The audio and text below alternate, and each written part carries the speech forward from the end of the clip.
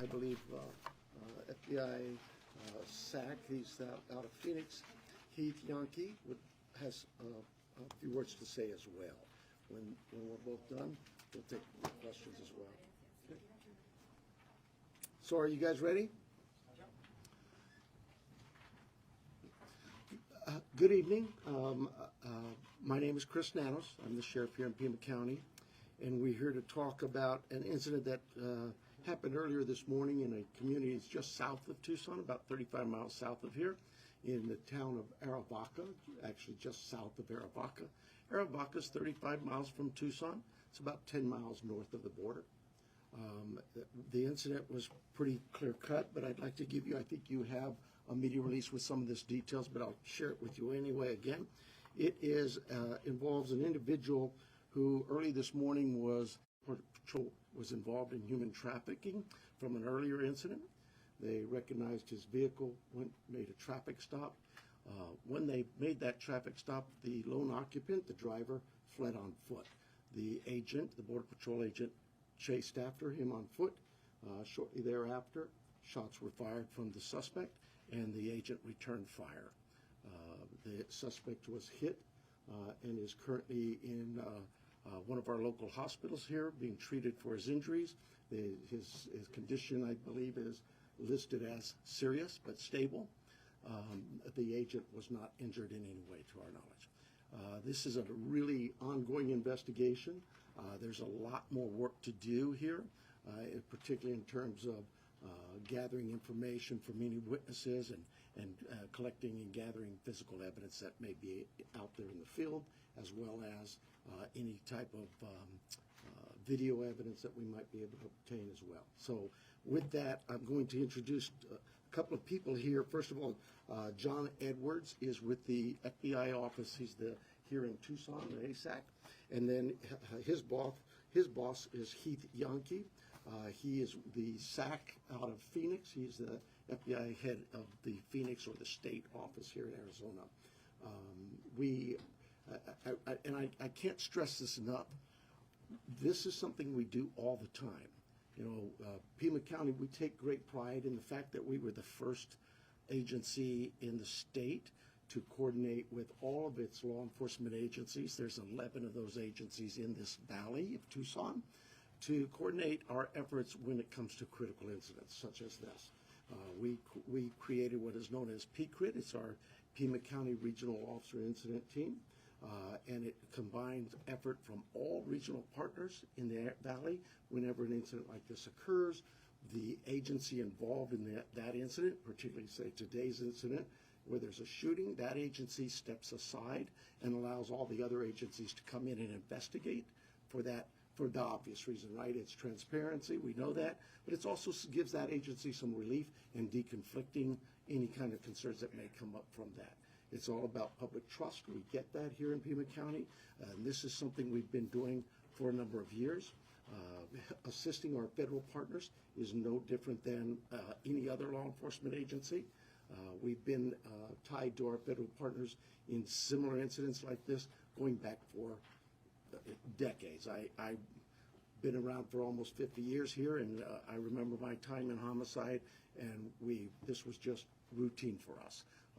If you're involved in a critical incident, no matter what agency you're with, you call the Sheriff's Department, we'll step up and help you with that investigative effort and work alongside our partners daily.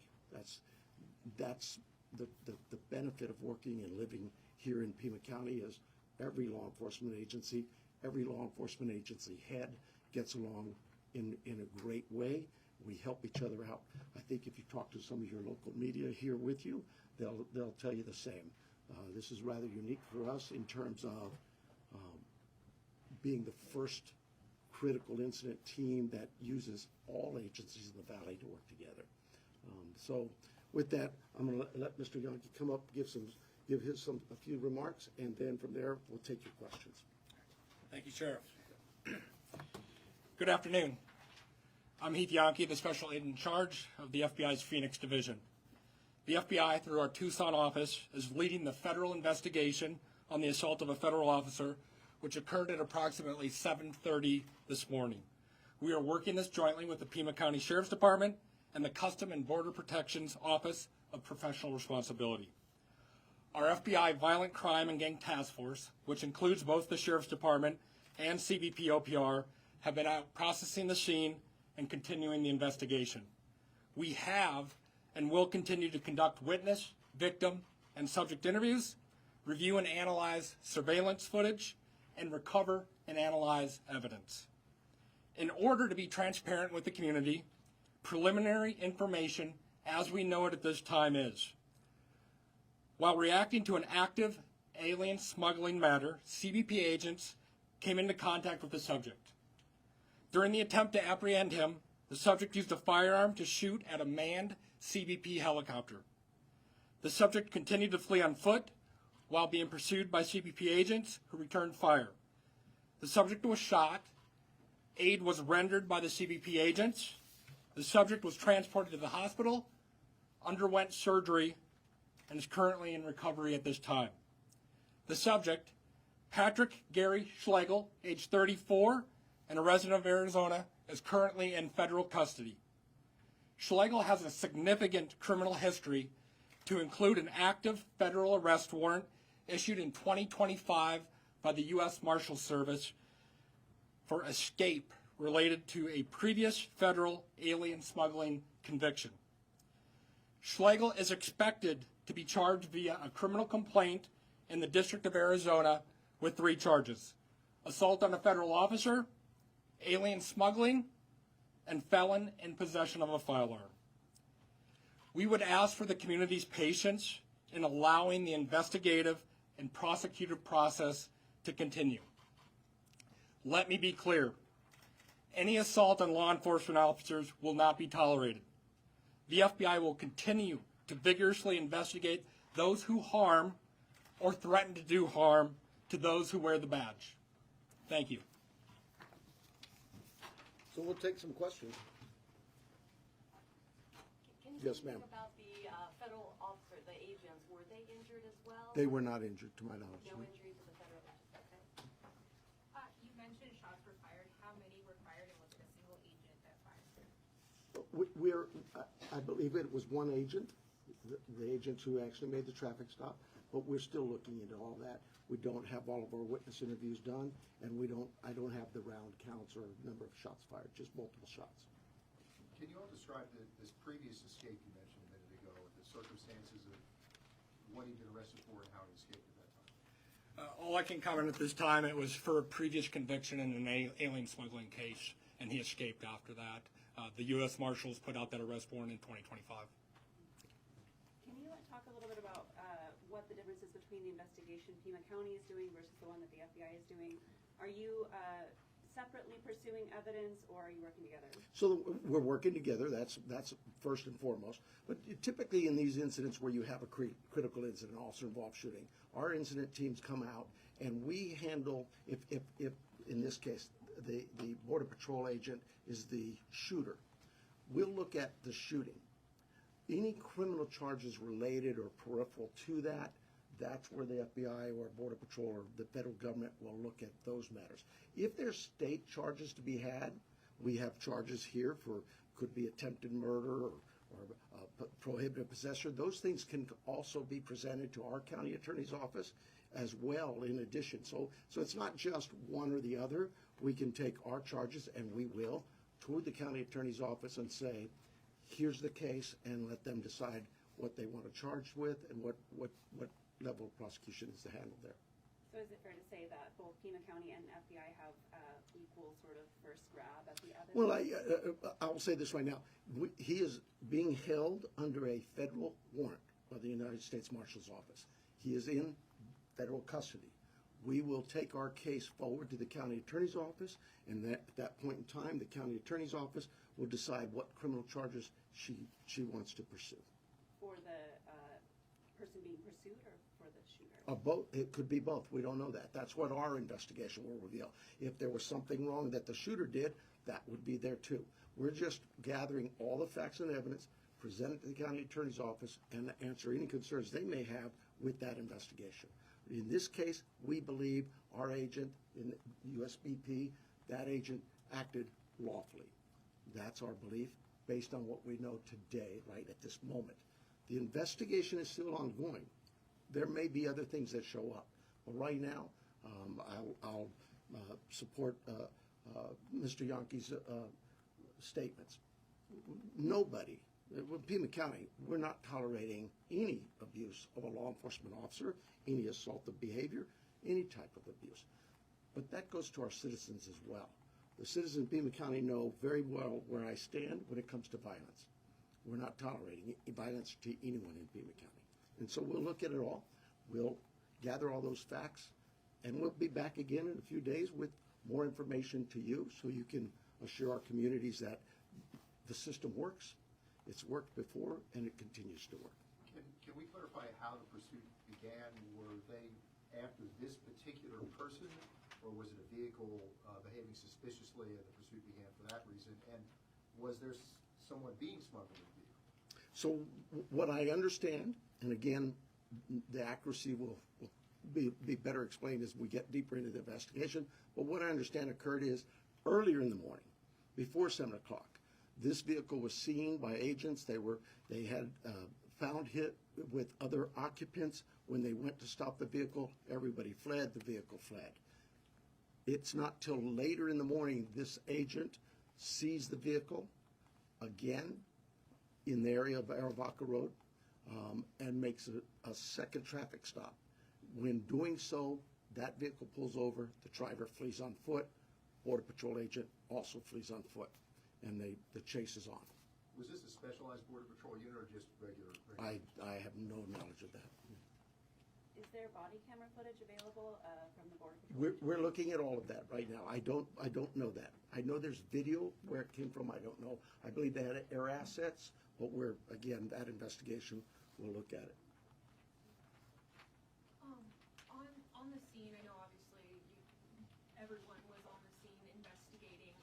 We did see pictures of a blue pickup truck there with, crime scene tape around it. Can you confirm if that is the vehicle? I don't know that. Captain Cornelius was there. Do you know if that vehicle was blue or? See, I just don't know that. I'm sorry. It's an older model Dodge truck. That's what we. And you did mention it's just one suspect currently under federal custody. Correct. There was nobody We- else in the vehicle, perhaps, at No. the moment of the incident? No, not at the time of the shooting. No. So the person fled on foot, the suspect fled on foot, the Border Patrol agent pursued, and the shooting happened away from this vehicle that had been stopped during the traffic stop. Correct. I'm not sure. I believe it's just south of the location of where the stop was made, but I don't know how far he got into the desert area. Again, if you look at Aravaca, that's a very rural community, and so it's a pretty tough desert terrain. But I couldn't tell you any more than that. For the FBI, in previous instances, the FBI has actually run herd-on investigations involving Border Patrol without the Sheriff's Department. Is there a shift here that's happening where you're actually really having the Sheriff's Department really involved in this particular shooting? You talk a little bit about whether this is a change or why this case is also really involving the Sheriff's Department. No, I think here in Arizona, we work investigations together. So the FBI, we're brought in for that transparency of being that neutral federal agency to come in and work that assault on a federal officer. So we are here to gather every single fact and be able to know exactly how things transpired. But we do that cooperatively amongst the law enforcement agencies, including the Sheriff's Department, including CBP. That is common throughout when we work investigations. So there's no change here. Yeah, let me add to that. Well, it makes it sound like we're really terrible here in Tucson. We get contacted by the FBI, DEA, ATF, whoever may be involved in these matters on a constant basis when these things occur. There's some discussion and decision as to who's handling it and what the reasons might be. It could be from staffing is available or not available. It could be whatever it is. In this case, to me, I think the decision to turn it to the Sheriff's Department was more than appropriate. One, because we always do that. We have some expertise from our past regional incidents we've covered, and we have probably more manpower than the FBI here locally does. And we're able to help and respond to those things. But more importantly to me, I think on everybody's mind is what we're seeing going across the country. Why would you not do what you normally do? If it's worked in the past, why would you not do that? And this is, to me, it's when we were asked, it was a no-brainer for me. Absolutely. We'll get out there, we'll investigate it. The investigation will show one way or the other what actually happened there, and then the community can decide whether or not this was appropriate or not. So far, what I'm seeing, I believe it's appropriate. But we'll continue with the investigation. We'll take that investigative report to the county attorney's office, and they can see for themselves. In the meantime, criminal charges, the FBI will bring forward. They'll affect the rest on they have affected the rest on the outstanding warrant, and they will continue that prosecution with the U.S. Attorney's Office. Sheriff, when an investigation is completed, what kind of format can the public expect? Would it be, a long-form investigation that people can access online? Would it be press releases? Well, our investigations don't go online for obvious reasons. Look, it's like any other criminal investigation. We conduct criminal investigations every day. Could be a fraud case, could be a robbery, could be an officer-involved shooting, homicide. The investigation goes. When it's complete, that is packaged up, taken to a prosecutorial office, in this case, county attorney's office, and they make decisions as to charges. That process is all there. It's really just about following the law. It's not anything new for us. It's not something that, oh my goodness, we've never done this before. And so, does the community have access to it? Everybody has access to it according to public records laws, right? You know that while it's investigated, we can't release that type of information out. But once the case is resolved, then public records requests come in, and we meet those.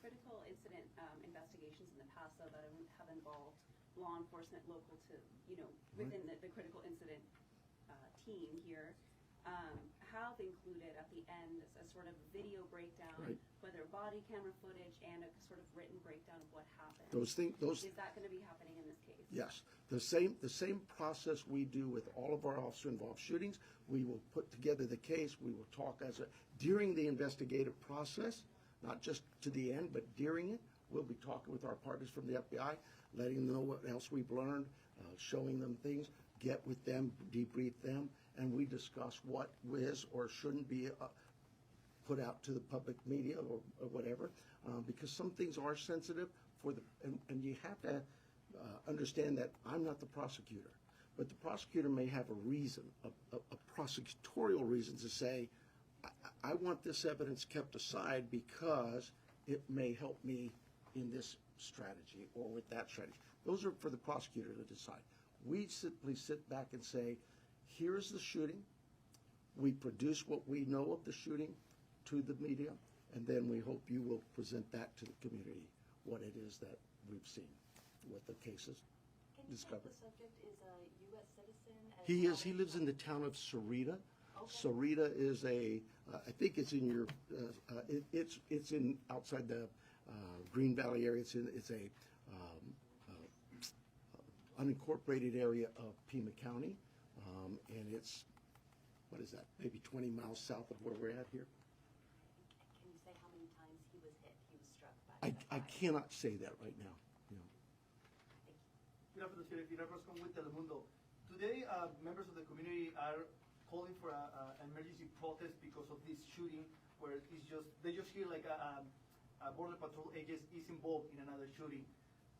This is because obviously what is happening in nationwide, all these these two shootings that we see in the past.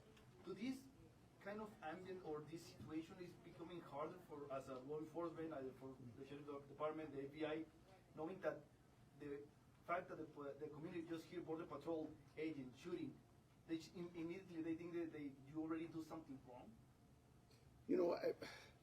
I understand, clearly understand the sensitivity of these types of events in today's world and climate. I too get upset just like our citizens when you see something that you think is just really, wow, that couldn't happen. That's my profession, and we don't do that. This is how I understand all that thinking. All I can tell you is from the Pima County Sheriff's Department and this community, we take all of these matters very seriously.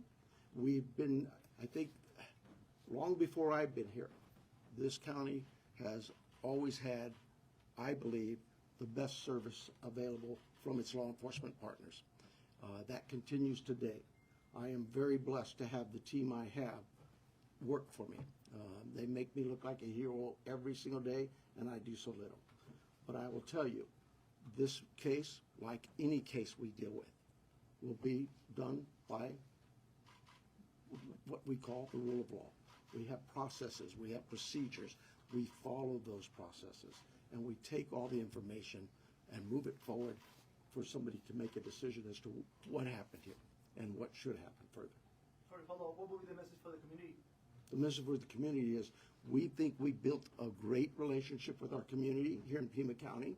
We have, and it's not just here, it's in our traffic units, in our school resource officers, in our men and women out on the street. We built a very strong tie to our community that says, we hope you can trust us to do the right thing, because that's what we teach here. You do the right thing every single time, every time. That doesn't mean we won't make mistakes. I make them all the time. But those are mistakes of the head, never the heart. And that's what our team is about. We do the right thing. Thank you. Quick question for the FBI, and might not be kind of around your level, around your jurisdiction, but Customs and Border Protection for a time was posting an edited version of body camera footage taken from critical incidents or use of force incidents during a Biden-era initiative to increase accountability and transparency, things like that. That hasn't been happening, at least in recent months. Do you know what the status is of what that'll look like in terms of what sort of information from the FBI side or the federal government side is going to be released to the public? Yeah, so where we're at now, like I said during my statement, we've submitted where we believe 3 charges for a federal criminal complaint to the U.S. Attorney's Office. And now once those charges, if that complaint is granted, the prosecutive stage will take off. So that will go through the courts and through the U.S. Attorney's Office, and the public can follow along at that time to see how this transpires. As far as the beginning of your question and CBP and all that, that would be out of my lane to answer, and you would have to go to that agency. Sure. So is it fair to say at this point that FBI will be handling the assault portion and Pima County is handling the use of force portion of the investigation? So that's all part of the overall investigation, right? We have to follow the facts and see what the entire scenario and incident involved, which includes all of those things. So that will be part of the overall investigation. What we're confident in and of the public is the facts that we've already gathered today, that we are seeking that federal criminal complaint for the actions taken by Mr. Schlegel against those CBP agents. And at this time, the assault in the complaint would be the shooting up at the helicopter and the exchanging gunfire with the agent on the ground? I think at this time we want to leave it just how we have those facts. This is still an ongoing and active investigation, and we are doing this very early on because we want to be transparent with the community for those exact things that you commented about. We want to put out as much as possible, but we also need to respect the prosecutive process. This individual is presumed innocent until proven guilty, so we need to keep that in mind as we're putting out additional facts. So we'll leave what we put out on those limited facts today, knowing that the investigation will continue and we will know everything at the end. Could you just spell your name for the... Yes, so Heith, last name is Yankee, Janke. Thank you. I'm going to go outside. This is more to my local media, but you asked something about body-worn cameras and that, and recently my office made a request to my Board of Supervisors, who handles the finance part of what we do here in the Sheriff's Department. And I really want to let the community know that body-worn cameras, technology is where law enforcement not only is headed, but needs to go that way. We can't, just because we are fearful of the potential misuses of cameras or constitutional rights being abused, we can't let that make our decisions based solely on that. We have solved a number of homicides in record time last Christmas, 24 hours after a homicide, a brutal homicide, we found the suspect because of technology. Just recently, this Christmas, again, within 72 hours, a brutal crime, no clue who did it, again, because of the technology there. To this community, technology is advancing so fast, so quickly. If we don't stay up with it, we're doing a disservice to our community in the way we don't investigate things. Every tool out there that's available to us, we should have to complete a very thorough investigation as quickly as we can. And so I'm sorry for getting political with you there, but I heard your question. I couldn't help myself. Anything else? Just to clarify the location, it sounds like the agent recognized the vehicle on West Aravaca Road, and at some point the person fled in that area, but this is all north of the town of Aravaca, am I right? No, actually, so the town of Aravaca is, you go down I-19 and you head west on Aravaca Highway. This is about milepost 15, a little further west. That road winds, so you could be right. It technically could be north, but it's actually east of the town of Aravaca, is my understanding. Okay. Am I accurate there, Luis? Okay, I believe that's the case. But that's where At the risk of a dumb question, I just want to be sure. The helicopter was airborne or had landed when shots were fired? I really don't know that. I believe it was airborne though, but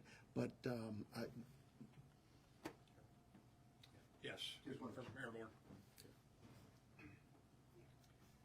we still have investigators on the scene doing all of these things that you're asking about, and that's one of the reasons we're kind of hesitant to say things until they actually come back to us.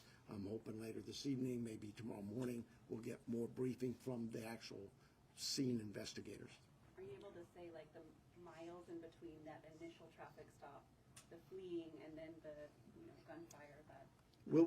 We hope we'll be able to tighten all of that down and be able to, we use Leica and different things to, our own drones to process that crime scene. And so they have such technology, again, that can come in here and you could find a pencil on the floor, and it just, all of that thing's handled by our crime scene technicians. Can you all be more specific about the type of weapon Slater was using? I don't have that. I really don't. I believe I heard it was a 45. Okay, I was just trying long handgun. A handgun. Was the border checkpoint on Aravaca Road shut down today? I don't know that. You know what it was? I'm sorry? It wasn't shut down. It wasn't shut down when we went there, but I don't know what time they open or not. But that's a better question for Border It Patrol. was closed for a bit. I'm sorry? They had it closed for a bit. Okay, yeah. I think you're better off asking them the hours they were operational. Just to clarify, since this has been a question we've seen in other parts of the country after shootings involving federal officers, do you as the local entity feel that you have full access to body cameras, other evidence, on-the-ground evidence, sort of, I guess, unimpeded? Yeah, absolutely, yeah. Trust me, if you asked us to come and assist you and you were going to impede our assistance, we'd just pack it up and go away. But you're asking us to assist you. And that means you're going to, we've never had that problem. So, I don't see, I've not heard that. No. Thank you. Thank you. Thank you. Your name one more time, sorry. John Edwards. John Edwards, and that's J-O-H-N? J-O-N. J-O-N. Got it, thanks. And your title, your phone office? Just on ASAP. Hey, how you doing? Good, how are you doing? Good. Good. Good. Working? How are you? Just working. Same thing, yeah. You can email our. You remember me? I interviewed you when you were a candidate. I went to August. Oh, yes, I do.